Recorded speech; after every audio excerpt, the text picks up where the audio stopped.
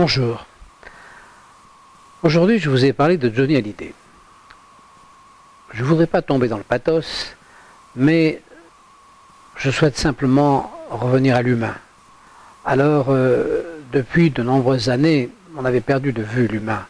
On était dans le monde matérialiste, dans le monde économique, mais dans sa partie comptabilité. Parce que le monde économique a une partie aussi humaine très importante et créative très importante, mais que tout le monde a oublié. Alors, nous sommes dans ce monde, nous sommes sortis de ce monde d'un seul coup. Hein, il faut reconnaître que dans ce monde mathématique, on nous parlait de solidarité qui était de solidarité mathématique, on nous parlait donc d'économie, de vie, c'était toujours mathématique. On nous parle de climat, c'est mathématique. On nous parle de réchauffement climatique, c'est mathématique. Enfin, on nous parle que de mathématiques. Ben oui, mais la vie, c'est pas des mathématiques. La vie, c'est la vie. Et les mathématiques, ce n'est que une création des hommes pour essayer d'expliquer quelques petits morceaux de la vie. Mais les mathématiques, c'est pas l'univers. L'univers, c'est la sensibilité, la vie. La vie, c'est pas des mathématiques. Alors, cette affaire de Johnny Hallyday, elle est tout à fait exemplaire. Elle est exemplaire parce que, si vous voulez, elle permet de voir que la fiscalité, c'est comme une maladie. Vous voyez, la maladie, ça touche tout le monde. On le voit avec le coronavirus, ça touche tout le monde et ça tue les plus faibles. Les plus forts s'en sortent. Ils traversent la maladie, passent 15 jours, ils s'en sortent. Et la question est, les plus faibles, quand ça devient une quantité très importante, c'est pas tellement que ça ennuie la population, parce que, entre nous soit dit, nous avons 20 000 morts, mettons qu'il y en ait 30 000, bon, à la limite, tant que c'est pas votre père, votre mère, vos enfants, vos frères, vos sœurs et votre copain, bon, c'est embêtant, mais bon, bien. Non, tout ce qui se passe autour de nous en ce moment, c'est exclusivement parce que l'État s'occupe d'une manière, avec un monopole de notre santé, en prétendant le faire d'une manière parfaite. Or, dès le début de la pandémie, l'État a compris qu'il était à côté de la plaque et que les 5000 lits de réanimation qu'il a ne vont pas suffire aux gens qui y auraient lieu de mettre en réanimation, qui auraient peut-être été, sans le confinement, 10 000 ou 15 000. Et que donc le scandale sanitaire que ça aurait créé aurait tout emporté. Donc pour éviter ce scandale sanitaire, l'État nous fait passer par un confinement dont ils ne sont pas du tout sûrs qu'ils pourront le réduire, parce que de toute façon ils ont toujours le mur de ces lits au-delà desquels ils ne peuvent pas aller. Donc notre destin, c'est de rester confinés tant que la pandémie sera contenue dans les 5000 lits. En fait, c'est ça l'histoire. Ça se résume à ça. C'est quand même extraordinaire. Alors, là, tout le monde le voit. Tout le monde le voit, mais je suis persuadé que la majorité pense que c'est pas comme ça pour la fiscalité, que la fiscalité c'est juste. Ah non, la fiscalité c'est exactement pareil, c'est totalement injuste. Et l'affaire Johnny Hallyday, je trouve qu'elle est complètement exemplaire. Donc Johnny Hallyday, qu'est-ce qu'il y a? C'est un homme, il est comme il est. Moi j'ai pas. Bon, c'est vrai qu'il est quand même impressionnant, faut dire ce qui est. C'est quelqu'un qui touche au cœur.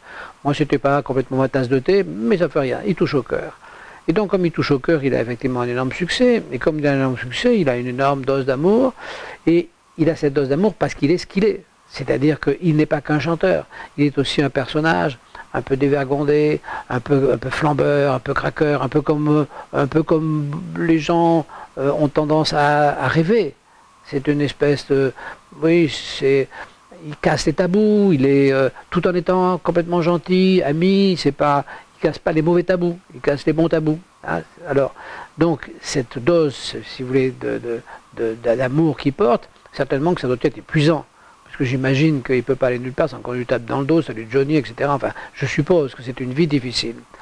Et cette vie difficile, évidemment, il a une vie aussi de panier percé. Hein, l'argent rentre, il sort, etc. Donc, voilà un homme qui arrive en fin de vie, qui se dit, bon, bah, je fais ma dernière tournée, il faudrait peut-être quand même qu'il me reste un peu d'argent, parce que j'ai des enfants jeunes maintenant, dont j'ai pris la responsabilité. Enfin bon, il pense à tout ça, chose qu'il n'a jamais pensé avant, tout le monde sait qu'il n'a pas d'argent.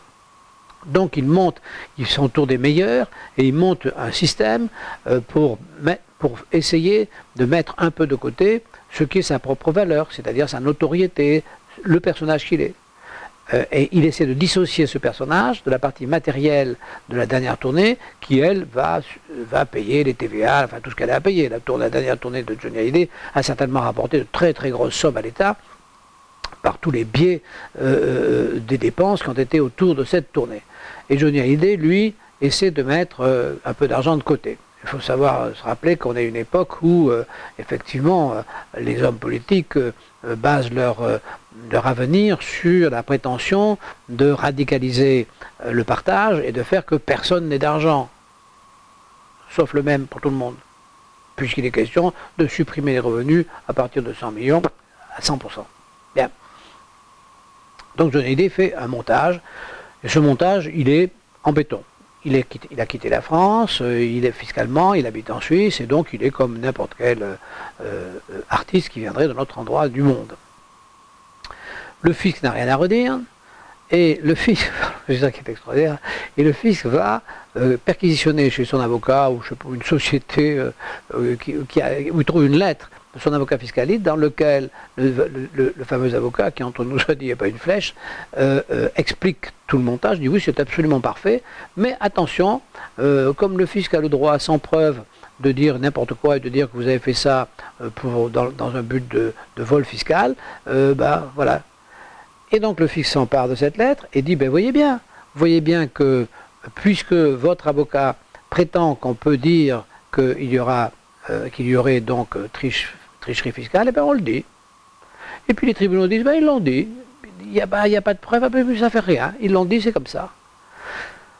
Donc voilà un homme qui se fait piquer, puisqu'il a pris 12 millions et il en demande je crois 5, 7, enfin bon, très grosse partie.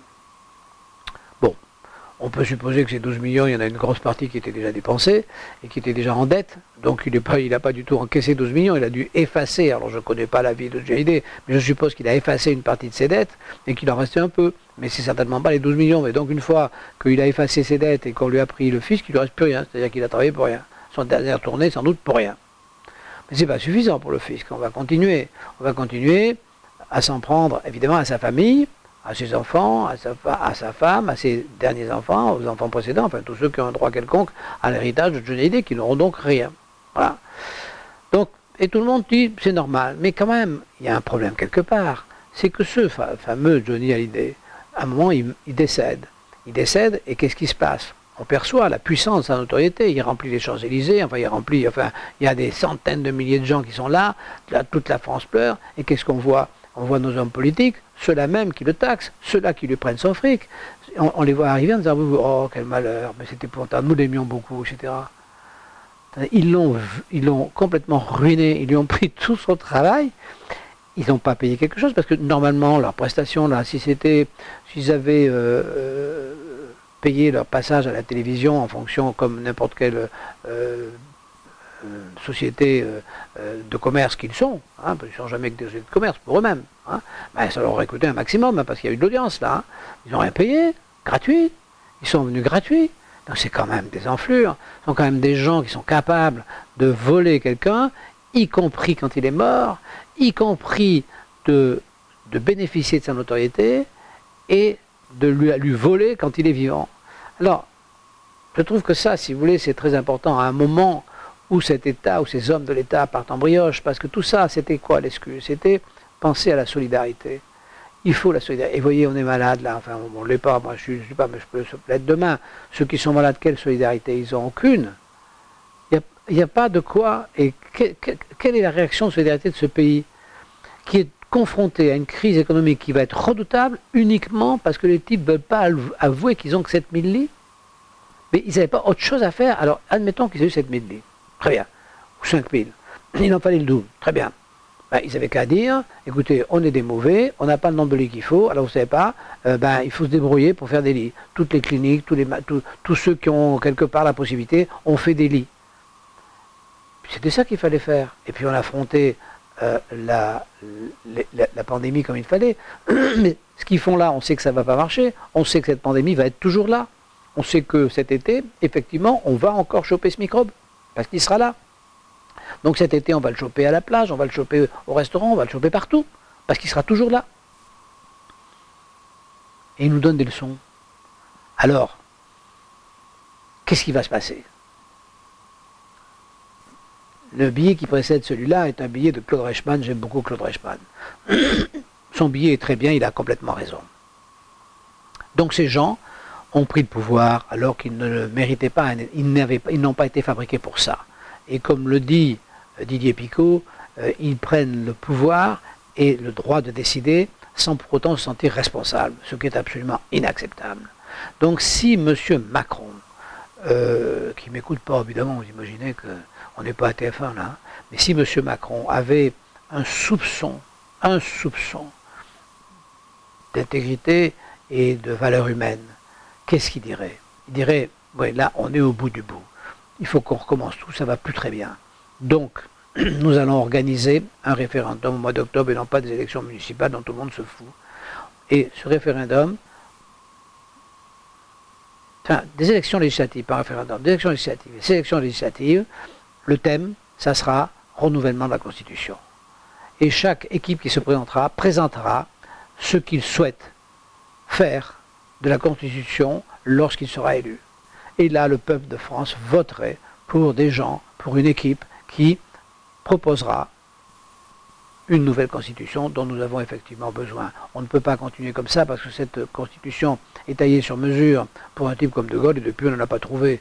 Mais on n'en a pas trouvé non pas en tant qu'homme, il y a certainement des types qui sont aussi valables que le général De Gaulle, c'était pas non plus, c'est pas le bon Dieu sur terre, hein.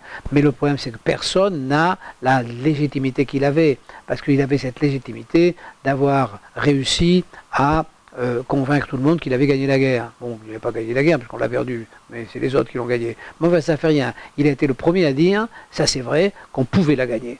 Il a été le premier à dire qu'on pouvait la gagner, que rien n'était perdu. À un moment où personne n'envisageait ça. Bon.